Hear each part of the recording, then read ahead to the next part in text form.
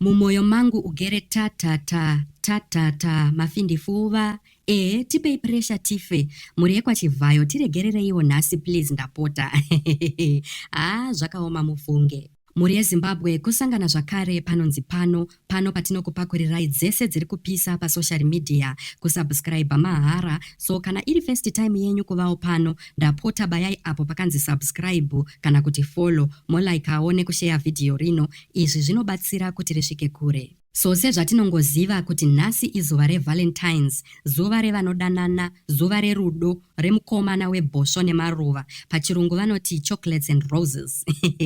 Taona maselebhu hobho achidanana, achiposta akapfeka zvitsvuku, vamwewo vatinongoonawo vatinoziva nevatisingazive vachipostwa pasocial media. Ukowo maititi vachifara chaizvo nababa titi, ukowo nyati family ichiitawo zverudo rwavo nekuku, vana taitiwo imi. Apa nhasi ibirthday raKiki, happy birthday mai Mupata. Imiwe I can go on and on. Asi muning'ina wachivayo ndiye azvivharisa. Akomana kunze uku kune vanhu vari kurarama life, isu tichirarama upenyu. Wotoshaya kuti hezvo tinotogara kana kuti tinorarama muZimbabwe here kana kuti isu tisuwe kurasirirwa.